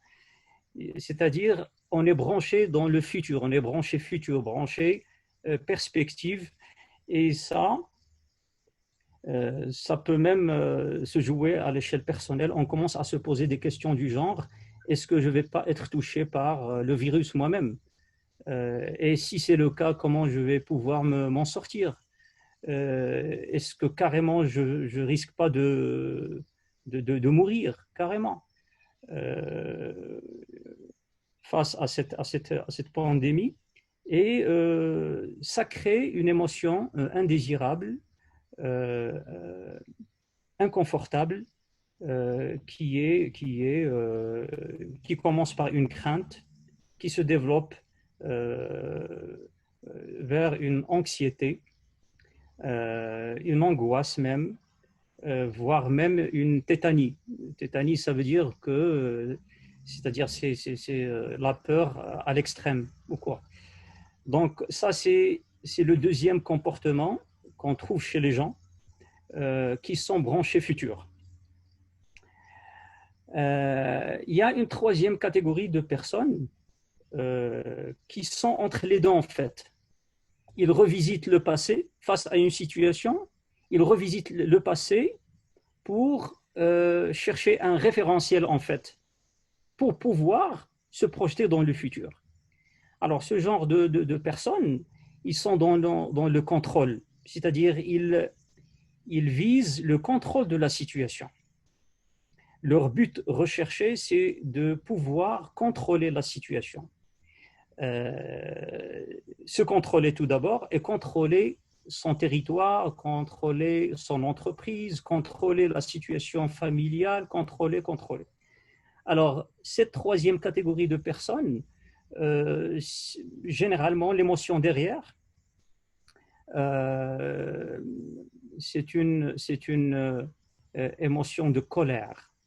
C'est-à-dire, si on voit par rapport à notre référentiel passé qu'il y a un futur qui risque de nous d'échapper de notre contrôle, alors ce qui est généré à l'intérieur de la personne, généralement, il y a une colère. Alors, face à la colère, il y a trois comportements. Il y a des gens qui externalisent et extériorisent cette colère. Ils peuvent prendre des décisions un peu fortes, taper sur la table, lever la voix, être agressif, soit verbalement, soit par leur regard, par leurs attitudes, leurs comportements. Il y a des gens qui internalisent ou intériorisent cette colère. C'est des gens qui généralement ont une attitude crispée, ils sont un peu rigides, ils ont une mâchoire généralement qui est un peu tordue. Il y a une troisième catégorie qui sont entre les deux en fait. Ils ont une colère, elle est là, mais ils ne savent pas quoi en faire, comment l'exprimer. Alors, ça, c'est la troisième catégorie de personnes. Et alors, ces émotions-là dont j'ai parlé, qui sont les principales émotions indésirables, d'après le modèle ou le système Ennéagramme. Donc, je répète, c'est la tristesse, c'est la peur et c'est la colère, donc les trois émotions principales. Si on ne sait pas comment les gérer, comment les accepter, comment les prendre comme des informations, les émotions sont des informations qu'il faut prendre, qu'il faut comprendre pour bien comprendre la situation. Si on ne gère pas bien ça, si on ne développe pas une intelligence émotionnelle comme ça a été détaillé par Mohamed, ça risque de générer un stress, comme ça a été détaillé par Madame Nabila. Le stress peut se développer vers un stress chronique, peut se développer jusqu'à donner des manifestations physiques, ce qu'on appelle dans le jargon des psychologues et des psychiatres des problèmes psychosomatiques, des crampes partout, des boules dans la gorge, des problèmes dermatologiques, des pelades, des problèmes gastriques, et j'en passe. Donc, il y a plein de problèmes psychosomatiques qu'on peut avoir si l'on ne gère pas la situation au départ. Ça peut dégénérer jusqu'à donner des dépressions. Donc, on a parlé de déprime, de dépression, et ça peut même dégénérer jusqu'à des maladies mentales, des pathologies qu'on traite par la médication. Alors, pour ne pas arriver à ce stade, le remède dont je vais parler, dont je vais donner des techniques dans cette succincte présentation, c'est vivre l'instant présent ou vivre la pleine conscience. C'est le troisième outil dont a parlé Salih. Et comme par hasard, donc on n'a pas coordonné entre nous, mais il m'a lancé la balle à travers cette technique-là que je vais développer. Donc, vivre la pleine conscience. C'est quoi vivre la pleine conscience? C'est quoi vivre l'instant présent? Donc, la pleine conscience, comme ça se définit, c'est une attitude d'attention, de présence et de conscience vigilante. La pleine conscience ou vivre l'instant présent, c'est une attitude d'attention et de présence et de conscience vigilante. Ça veut dire quoi ça? Ça veut dire que je suis branché à l'instant présent. Je laisse pas mon esprit vagabonder et se brancher futur ni se brancher passé. Je le lis à l'instant présent. Je me concentre sur l'instant présent. Je me concentre sur ce que je fais, ce que les autres font autour de moi, le contexte qui m'entoure, ce qui se passe à l'intérieur de moi-même. Je reste branché sur ça et ne pas laisser l'occasion à mon esprit pour partir ailleurs, soit au futur, soit au passé. Et ça peut être interne, branché aux émotions internes, aux motivations, aux actions, aux pensées, aux sensations. Ça peut être orienté externe, vis-à-vis du monde environnement tel que je suis présent, je vis ce qui se passe autour de moi, les bruits, les objets, les événements. Je suis en train de parler à des gens agréables comme vous, j'échange avec eux, j'apprends des choses, je partage des choses, etc. Donc, en d'autres termes, vivre l'instant présent ou vivre la pleine conscience, c'est apprécier le moment présent sans a priori, sans jugement, sans appréhension. Si c'est désirable, si je vis actuellement une situation confortable, désirable, que j'apprécie, alors je la vis pleinement, je savoure cet instant-là. Je le vis dans tous ses détails. Si c'est indésirable, si je vis une situation inconfortable, alors je dois l'accepter. J'accepte cette situation, non pas qu'en fatalité, ce n'est pas une acceptation passive, c'est une acceptation dynamique. J'accepte pour bien comprendre la situation et je fais de telle sorte à ce que j'intègre cette situation, je la comprends pour pouvoir l'améliorer et passer à un autre stade ou à une autre situation, cette fois-ci, qui est désirable. Alors, pour ce faire, la question qui se pose, après cet aperçu, j'allais dire, conceptuel, sur la pleine conscience ou l'instant présent, vivre l'instant présent, il y a quelques techniques que je voudrais partager avec vous pour justement vivre cet instant présent et ne pas se brancher futur ou passé ou un mix entre le passé et le futur qui va générer des émotions indésirables qui sont une tristesse ou une colère ou une peur exagérée jusqu'à l'angoisse. La première technique que je voudrais partager, c'est se concentrer sur ce qu'on fait selon les 5 sens. La première des choses, la première technique, c'est quand je vis une situation, je la vis avec les 5 sens. Je vois, j'écoute, je touche, le côté kinesthésique. S'il y a un côté olfactif, donc je sens. S'il y a un côté gustatif, je goûte. Donc j'essaie au maximum d'être présent avec mes 5 sens pour vivre une situation que je suis en train de vivre. Donc, autrement dit, c'est se concentrer sur la vue, sur l'odorat, sur le toucher et les autres sens pour bien apprécier cette situation que je suis en train de vivre. Ça, c'est la première technique. Donc, l'utilisation consciente, quand je dis consciente, c'est-à-dire l'utilisation avec présence du conscient, avec une concentration des 5 sens.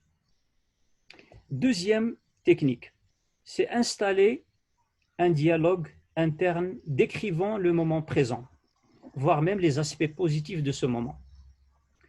Dans une situation, qu'elle soit désirable ou indésirable, si je veux la vivre pleinement, je parle à moi-même, je décris cette situation. Exemple, je suis en train de parler sur la pleine conscience dans le cadre d'une conférence. Je partage des idées sur ce thème-là avec des gens, avec l'alumni de TBS, etc. etc. Je décris, je parle avec moi-même. Ça bloque et ça empêche mon esprit de partir ailleurs, de revisiter le passé ou de se projeter dans le futur, ou de faire le mix. Je reste branché au moment présent. Troisième technique qu'on peut utiliser pour vivre la pleine conscience, et si notre esprit erre, si notre esprit échappe, c'est de le ramener doucement au moment présent, d'une façon ou d'une autre. Et s'il récidive, la meilleure façon de faire, c'est de l'engager dans l'action. Si mon esprit erre ou fait une tentative d'échapper, je le branche dans une action, je m'engage dans quelque chose, dans une pratique, soit manuelle, je pars faire quelque chose, j'achète, je fais des courses, je manipule quelque chose, je fais un travail manuel, quoi que ce soit. L'essentiel, c'est de l'engager dans une action au lieu qu'il s'échappe pour chercher des souvenirs douloureux ou bien se brancher dans le futur pour inviter des craintes ou des peurs qui sont improbables. Quatrième technique qu'on peut utiliser pour vivre l'instant présent, c'est d'éviter la routine. Alors, qu'est-ce qui se passe quand on est dans une routine? C'est comme si notre inconscient prend le pilotage, prend notre pilotage. La routine, généralement, l'inconscient prend le contrôle, prend le pilotage, prend la commande ou les commandes. Notre conscient, qu'est-ce qu'il advient dans cette situation? Il est en chômage. Puisque notre conscient est en chômage, l'inconscient, il prend le pilotage. Notre conscient, il trouve le terrain libre, il trouve le champ libre pour qu'il puisse vagabonder et errer pour visiter des souvenirs, voire même des souvenirs douloureux, ou bien se brancher dans le futur pour craindre des événements probables ou improbables et hop, on est rentré, on est engagé dans un cercle vicieux des émotions indésirables dont j'ai parlé tout à l'heure. Alors, ça, c'est le mécanisme derrière. Pour justement éviter cela, c'est la meilleure façon de faire, c'est de casser cette routine, de s'engager dans de nouvelles choses. Si j'emprunte habituellement une route, eh ben, aujourd'hui, je décide de changer de route carrément. Si j'ai l'habitude à table, si j'ai l'habitude quand je mange, je m'assois dans une place qui m'est réservée pratiquement, alors à partir d'aujourd'hui, plus jamais une place figée. Je change de place. Ma place, donc je la cède à ma femme, par exemple, si je suis marié, et je prends la place de mon enfant et mon fils ou ma fille, et on fait des permutations. C'est-à-dire sortir de ce cercle vicieux qui est routinier. C'est 2 minutes, s'il vous plaît. Oui, il me reste une technique ou deux, et je termine. D'accord. La cinquième technique, c'est la respiration abdominale profonde, avec concentration sur une partie du corps ou sur tout le corps. La respiration abdominale profonde, elle est très, très, très importante. Il y a même des gens qui l'utilisent pour réguler le battement de leur cœur, qui est lié aux émotions, bien sûr. Il est prouvé qu'à chaque émotion, il y a un rythme cardiaque bien précis. Alors, si on fait une respiration abdominale profonde, on risque carrément de réguler les battements de notre cœur et, par conséquence, gérer bien nos émotions. Si notre cerveau résiste toujours, et ça, ici vient la sixième technique, si notre cerveau résiste toujours, et s'il veut pas céder, il veut toujours se brancher futur et ruminer et craindre le pire qui va venir. Alors, si c'est nécessaire, eh ben, on contrôle cette réflexion, et ça, on peut le faire grâce à la visualisation de situations ressourçantes. Si notre esprit veut partir dans le futur, ben on l'oriente en quelque sorte dans cette action, et on le branche à des situations ressourçantes du genre, je m'imagine dans le futur dans une situation agréable. Pourquoi je vais céder à des situations inconfortables ou alarmantes où il y a des problèmes? Donc voilà, donc j'ai voulu partager avec vous ces 6 techniques. Et en conclusion, et en guise de remarque, je voudrais même partager avec vous une remarque, à mon sens, qui est importante, c'est la nécessité carrément de maîtriser les inputs. C'est quoi maîtriser les inputs? C'est-à-dire face au coronavirus, au lieu de céder au bombardement qu'on reçoit depuis le matin jusqu'au soir par les médias. Il y a tant de morts ici, tant d'atteintes, de contamination là. C'est-à-dire il y a des informations à droite et à gauche. Ben, au lieu de céder à ces bombardements, il faut bien contrôler ce qu'on reçoit. C'est-à-dire décider de consacrer 30 secondes, 1 minute par jour, pas plus, aux informations liées au coronavirus. Pas plus. Sinon, on risque d'être bombardé. On charge notre inconscient, on programme notre inconscient pour qu'il puisse nous jouer des tours et nous brancher dans des situations où les émotions sont inconfortables. Donc voilà, j'espère que j'ai fait le tour d'une façon très succincte de cette thématique qui est assez consistante. Merci de votre attention et je reste à votre disposition pour pour échanger autour de cette thématique. Et merci encore une fois.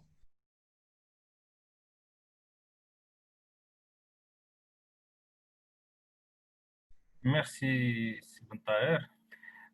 Votre remarque, hein, en fait, est tombée dans le bon sens de quelque chose que je me suis mis à faire, c'est que j'ignore les chiffres d'évolution de Corona parce que c'est effectivement une charge mentale dont on n'a pas besoin, ça ne nous apporte rien de bon. Donc, personnellement, je me suis dit, tiens, je vais ignorer ces chiffres, je ne cherche pas à les avoir ni directement ni indirectement. Donc, le tout, en fait, de mettre en pratique les suggestions des de vos suggestions, ceux de Madame Benouhoud et de Monsieur Sradi. Donc, j'ai collecté un certain nombre de questions. Oui. Bon, là, la parole est libre à vous trois pour répondre, en fait. Donc, la première question de Hossein Mrabat. Pour le contexte marocain, des rumeurs vis-à-vis d'un nouveau reconfinement après les Eid, je vois que les gens qui sont tellement stressés, il est hors de question pour eux d'être confinés de nouveau. Donc, comment peut-on convaincre ces personnes à admettre ce futur probable? Donc, à votre avis, comment on peut convaincre les gens que, bon, convaincre ou bon, un peu préparer le terrain pour les personnes qui nous sont proches qu'il y a une éventualité de reconfinement peut-être en août ou bien à la rentrée, etc. Et si jamais ça arrive, qu'est-ce qui pourrait se passer? Moi, j'ai pas de problème. Et Parmi alors, les problèmes que j'ai, parce que parmi les problèmes que j'ai, c'est que après le confinement, je me suis habitué à travailler chez moi et ça devient difficile d'aller au c'est bureau. ça. Donc C'est là, ça, la zone de confort. la La zone zone de de confort confort. maintenant, elle est chez moi. Je suis tranquille, je Exact. travaille, il n'y a pas de souci. Mais s'il y Exactement. a effectivement confinement, par exemple, pour les gens qui sont dans le commerce, qui sont dans le, dans le marché, ce n'est pas des gens qui peuvent travailler à distance, comment on peut peut-être les accompagner s'ils sont des proches pour accepter cette situation? Moi, personnellement, je pense que tout ce qui est lié en fait, au côté économique de la chose, c'est très difficile parce que si ce sont des personnes qui sont dans le besoin et qui avaient supporté la première période, en fait, comme ils peuvent pour pouvoir s'en sortir, c'est très difficile de leur redemander de se reconfiner. Mais si c'est dans l'absolu, on va juste se dire, et alors, et si demain on nous dit que vous n'allez pas sortir de la maison parce qu'il y a une nouvelle vague et il faut rester en sécurité. Et alors? Parce que si on continue à appréhender les choses, on n'arrivera pas à nous en sortir. Le problème ici, c'est que, comme tout à l'heure, j'avais parlé de l'immersion, quand on pense trop à la chose, on prépare déjà tout ce qui est émotion négative, on essaye de la charger, on essaye en fait, de supprimer tout ce qui est positif et par la suite, on essaye d'être vraiment préparé à vivre le négatif. Donc, c'est comme si on n'a plus envie de sortir de ce côté négatif parce que ça nous plaît d'être aussi cette victime, en fait, qui va vivre cette charge émotionnelle déterminée. Mais il faut vivre au jour le jour. S'il y a des rumeurs, la rumeur, ce n'est pas la vérité. Et donc, si demain, on nous dit qu'il faut s'arrêter, et alors, qu'est-ce qui pourrait se passer? La première fois, on ne savait pas qu'on allait le confiner, en fait, qu'on allait être confiné. Et pourtant, on a réussi à le faire, on a survécu. Donc, déjà, on a un antécédent. On a réussi à nous en sortir. Donc, rien ne nous dit que si ça arrive, on ne pourra pas nous en sortir. Et puis voilà, donc bien sûr, j'essaie de ne pas parler de personnes qui sont vraiment dans le besoin, mais même pour ces personnes-là, moi je dis que quand on est réellement dans le besoin, on arrivera toujours à être créatif, à pouvoir nous en sortir parce qu'on a besoin de manger pour vivre. Ça rejoint un peu le sens de la deuxième question qui parle de l'incertitude, surtout pour les gens qui ont perdu leur travail à cause du coronavirus. Donc, comment avoir les réflexes bon, je lis la question, partiellement. Comment s'en sortir et à rester positif dans un contexte d'incertitude où on pourrait plus opérer et fonctionner de la même manière avec les réflexes que nous avions développés dans le temps? Alors, si vous permettez, moi, je veux juste dire un mot très important. ce ne sont pas les événements et les circonstances qui me poussent à être positif ou négatif. Si je suis positif, je le suis. Et c'est parce que je le suis, j'essaye de positiver ou de prendre de ce qui se présente à moi uniquement le positif. Si je suis déjà dans une attitude à 100% négative, quel qu'il soit ce qui va se présenter à moi, je vais trouver que ça ne va pas. En fait, c'est comme s'il y a un problème de mouvement, en fait, ça émane de moi. Le positivisme, ça vient de moi-même, c'est-à-dire ce Le ne sont pas mindset. les événements. Exactement. Et puis, c'est un travail au quotidien. Moi, je travaille toujours pour que je sois quelqu'un de très, très positif. Parce que je le suis, quelle qu'il soit la situation vécue, j'arriverai à m'en sortir. Mais si à la base, je suis quelqu'un de négatif, quel qu'il soit ce qui va se passer, même si je suis dans les meilleures des situations possibles, et le meilleur équilibre économique et social et tout le reste, je trouverai toujours que ça ne me convient pas et il me manque encore plus de choses et j'ai envie de quitter cette société, ainsi de suite. Donc, je pense que c'est comme le bonheur. Le bonheur ne dépend pas d'une personne. Si je ne suis pas heureuse, je ne le serai jamais avec qui que ce soit. Donc, ici, il faut qu'on fasse un travail sur nous-mêmes et on ne demanderait pas à la société, aux circonstances, aux événements que ça change pour qu'on soit positif. Tout à fait. Oui, Oui, c'est voilà. oui, c'est Mohamed. Ah, d'accord, c'est Youssef. C'est Youssef. Alors, oui, j'applaudis, j'appuie ce qu'a dit Nabila. Donc, c'est l'occasion, justement. Moi, je m'invite et j'invite tout le monde à profiter de cette occasion, cette crise-là de coronavirus, pour faire un travail profond sur soi-même. C'est l'occasion ou jamais, je le dis, et je l'ai dit, je le dis et je le redirai à quiconque. C'est l'occasion pour faire un travail profond sur soi-même.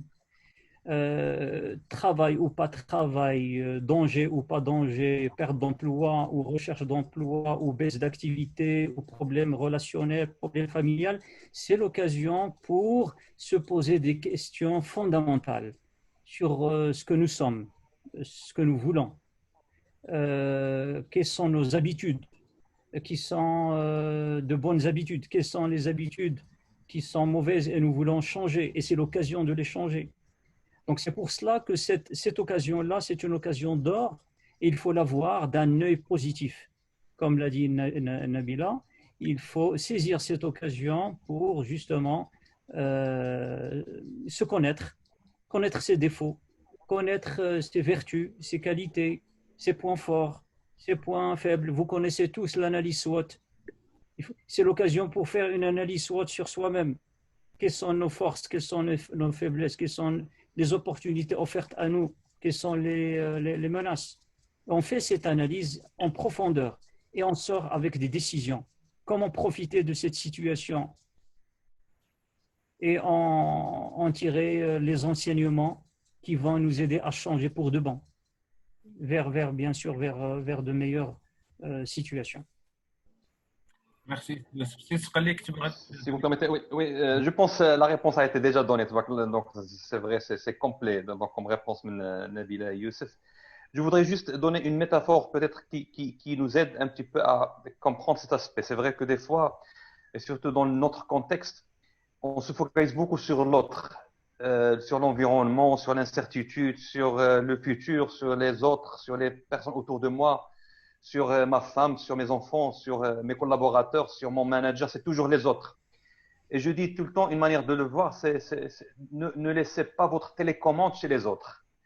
Donc, je peux prendre ma télécommande. Le positivisme, c'est à moi de le décider. Oui, l'autre, il peut faire des choses qui ne me plaisent pas, mais en fin de compte, ma réaction, ça dépend de ce que je fais. C'est dans mon contrôle. Et donc, lorsque je dis que oui, il y a une situation d'incertitude qui peut me mettre dans le négativisme, ça veut dire cette situation, elle me commande. Ma télécommande n'est pas chez moi. Il y a quelque chose qui me commande. Non, je ne veux pas laisser ma télécommande chez quelqu'un d'autre ou chez quelque chose d'autre. C'est à moi de prendre cette télécommande et de dire je suis responsable. Oui, je veux être positif, c'est à moi. Le bonheur, c'est chez moi. Oui, le futur, je vais pas. D'ailleurs, on n'a pas contrôlé le fait qu'on a Covid aujourd'hui. Mais on va avec Covid qu'il y a des personnes qui ont pris la télécommande. Ils ont su comment sortir de cet événement, même avec beaucoup de réalisations. J'ai vu des personnes qui ont bien bénéficié de cette occasion. Ils l'ont pris comme une opportunité. Ils ont été très créatifs. Ils ont sorti. Pourquoi? Parce qu'ils se sont libérés un petit peu des autres et ils ont pris la télécommande. Ils ont fait beaucoup de choses. Donc, je voulais juste partager cette… Je pense qu'effectivement, il faut commencer par soi et maîtriser ses émotions et le mindset dans lequel on se met avant peut-être de le partager avec notre environnement proche, en famille, en petite famille, au travail, etc. Je pense que chacun de nous doit commencer par un travail sur soi-même avant d'essayer d'aider l'autre. D'accord. Et, Oui. bon. Et Dieu sait qu'il y a énormément de choses. Quand on ouvre ce chapitre-là, de se connaître, mais il y a énormément de choses à apprendre sur nous-mêmes.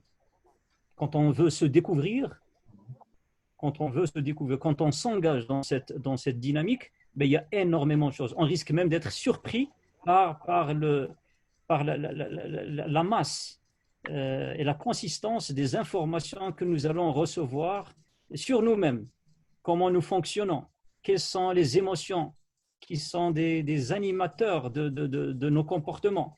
Est-ce que nous sommes animés plutôt par la colère, plutôt par la tristesse, plutôt par la peur?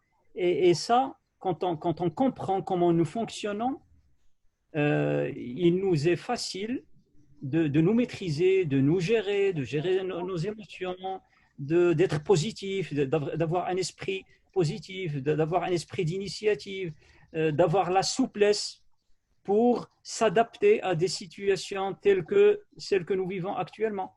Et la souplesse, c'est parmi les clés de réussite face aux situations de crise d'une façon générale. Quand on est dans une situation de crise, que ce soit au niveau personnel ou au niveau associatif ou organisationnel, la souplesse, elle est de mise. La souplesse, c'est une… On appelle maintenant l'agilité au travail, même Tout à en fait. gestion de projet, c'est l'agilité. Tout à fait, exact. Un autre côté qui a été soulevé par M. Abou Saïd, c'est d'ailleurs il a posé sous forme de question, est-ce que cette pandémie a aussi renforcé le sentiment d'appartenance? Quelque part, ce confinement, il a permis à des familles de revivre ensemble alors que les parents étaient dans un rythme effréné, par exemple, de travail, ils ne voyaient leurs enfants que au passage. Maintenant, avec le confinement, on renoue avec la famille, on renoue avec la société, avec toutes les actions d'entraide qui se sont mises en place.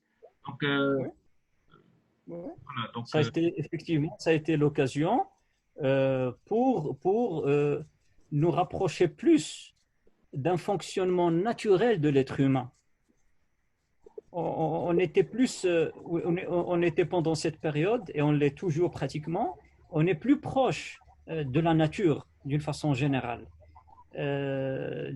Notre rythme quotidien a changé. oui. Les gens qui étaient stressés, par exemple, ils se réveillaient à 6h ou 6h30 pour prendre en considération 1 heure de trajet, par exemple. Bon, ils ont économisé du coup 2 heures de trajet, et tout ce que ça génère, moins de stress, moins de perturbations, moins de consommation. Les gens qui avaient l'habitude de manger à l'extérieur, 30-40% de leurs repas, ils les prennent à l'extérieur. Ils ont commencé à manger plus naturel, plus bio, j'allais dire, voire même des hommes qui ont commencé à cuisiner et aider leurs femmes dans la préparation des repas. Donc, je trouve que cette situation, quand même, il y a énormément d'aspects positifs qu'on peut capter et qu'on peut consolider pour aller de l'avant. Avant de clôturer, pardon Madame Benafet, avant de clôturer, je vais vous laisser la parole 1 minute chacun ou 2 minutes s'il vous plaît, parce qu'on a déjà dépassé le temps qu'on avait prévu. Donc, pour ne pas vous retenir plus, donc je vous laisse la parole. Allez-y, Madame El Ouhoud, oui. Excusez-moi, je veux juste rajouter un élément. Au fait, c'est pas que le confinement nous a permis uniquement de renforcer ce sens d'appartenance, mais il nous a permis tout simplement d'aller à la rencontre de nos propres besoins. C'est vrai qu'il y a des familles qui ont pu reconsolider leurs relations et tout, en fait, et tout le reste, comme Sius vient de dire. Mais il y a des familles, au contraire, qui ont vécu leur éclatement parce que tout simplement, on s'était rendu compte que c'était pas ça ce qu'on voulait dès le départ, mais on n'avait pas le temps de le penser, on n'avait pas le temps de voir plus clair. En fin de compte, le côté très positif du confinement, c'est le fait de se connecter à soi pour pouvoir aller à la recherche en fait de ce qu'on veut réellement, de ces besoins insatisfaits qui nous dérangent. Et pour une fois, on comprend, on met en fait, on indexe ces besoins pour qu'on puisse trouver une réponse. Bien sûr, la réponse n'est pas toujours, si elle n'est pas positive dans le sens social du terme, peut-être elle est positive pour la personne, parce qu'une fois, la personne pourra vivre la libération de quelque chose qui croyait un semblant de famille, mais ça a changé. Et un nombre très important de divorces, en fait, a été recensé dans pas mal de pays après le confinement. Donc, on ne veut pas dire est-ce que c'est positif ou c'est négatif, ce n'est pas notre rôle. Mais si j'arrive à trouver ce que je veux et à répondre en fait à mes propres besoins, c'est déjà très, très positif. Donc, je suis toujours le point de départ et le point d'arrivée. Et voilà, je vais m'arrêter là pour ne pas monopoliser la parole. Je laisserai la parole à Cécile. Excusez-moi. Non, mais très bien dit, Nabila. Merci. D'ailleurs, suivant ce point, je me rappelle, il y avait un livre qui a été écrit par quelqu'un. Le titre du livre, le meilleur jour de ma vie, c'était le jour où j'ai été licencié. Oui. Bien sûr, pour lui, le jour où il a été licencié, il ne pouvait pas le dire, mais c'était après des années qu'il a… c'était un mec. Aujourd'hui, je pense, il y a des personnes qui vont le dire un jour. Même des fois, le divorce, ça pourrait être une solution. Donc, on ne sait pas, comme tu l'as dit. Donc, c'est vrai que des fois, on le voit tout le temps négativement, mais des fois, c'est quelque chose qui pourrait être, dans quelques contextes, quelque chose de positif. Donc, une minute, donc là, mais allez 30 secondes. Bon, je veux terminer avec quelque chose. Monsieur Mouch. Pour moi, c'est une opportunité. C'est une opportunité qui peut-être on n'aura pas une autre fois. C'est juste une fois qu'on a aujourd'hui. Covid ne va pas, je pense, de toute manière, c'est vrai que peut-être on va avoir quelques reprises, mais la manière comme on l'a eu aujourd'hui, durant cette année, je pense que c'est quelque chose qui ne s'est pas répété durant les 100 années qui sont passées. Donc, c'est une opportunité extraordinaire. Pour moi, ce que j'ai décrit dans l'intelligence émotionnelle, la sphère la plus importante dans l'intelligence émotionnelle, il y a 4 sphères. La plus importante, c'est self-awareness. C'est se connaître. Je pense qu'on a besoin de se donner le temps, qui m'a Galar Belayus, de se connaître un peu plus. Et je pense qu'on a besoin de s'investir sur ça. On a besoin de se connaître qu'est-ce qu'on veut et commencer à identifier notre manière de gérer les situations, nos émotions, bien sûr, avant de passer à la gestion de nos émotions. Si on n'arrive même pas à comprendre ce qui se passe, on ne peut pas modifier ce qui se passe. On ne peut pas contrôler, gérer et passer à créer de bonnes relations avec les autres. Donc, le premier aspect, c'est ça, c'est self-awareness. Et merci Mehdi et tout le monde pour cette très belle occasion. Merci à vous, Siskali. Merci à vous. Donc, Sibn Taher, un dernier mot? Oui, je vois ici une petite remarque de Camélia qui, qui dit que la femme, sa place n'est pas dans la cuisine. Là, je te réponds en disant que la femme, sa place, elle est dans le cœur. Il n'y a pas une place qui peut la supporter, la soutenir. Elle est dans le cœur en tant que mère, en tant que sœur, en tant que épouse et en tant que fille. Allez. Merci Sibn Taher, merci Siskali, merci Madame Betrahoud, merci à tous les présents pour votre temps. J'espère que tout le monde a retenu quelque chose de cette session. En tout cas, moi, j'ai pris assez de notes pour meubler mes soirées, de lecture surtout. Et puis, voilà, donc, Madame la Présidente, si vous voulez clôturer avec une invitation aux nouveaux membres, allez-y, c'est le bon moment. Bonsoir tout le monde. Déjà, merci d'être là et d'être resté jusque maintenant. Ça fait pratiquement 2 heures. Donc, merci pour votre temps. Merci aux intervenants pour leurs interventions très, très enrichissantes. J'en profite avant de clôturer pour appeler les personnes qui viennent qui nous ont rejoints, les alumni, de venir nous contacter, de venir rejoindre notre association. Nous avons besoin de membres, de bénévoles. Il reste tout à faire et nous avons vraiment besoin les uns des autres. Donc, rejoignez-nous le plus tôt possible. Nous sommes là pour vous. Mehdi peut vous communiquer un email de contact. N'hésitez pas à nous contacter. Il y a les réseaux sociaux aussi. Nous sommes présents sur. Vous avez nos noms, donc on est sur LinkedIn, on est sur tous les réseaux sociaux. Donc n'hésitez pas à nous contacter. Et voilà, je laisse Mehdi vous communiquer notre adresse email. Donc, et vous êtes bien sûr, toutes vos questions sont les bienvenues. C'est assez simple, contact@tbsalumnimaroc.com. Donc voilà, merci, bonne soirée à tout le monde et à une prochaine fois, Inch'Allah. Merci à vous.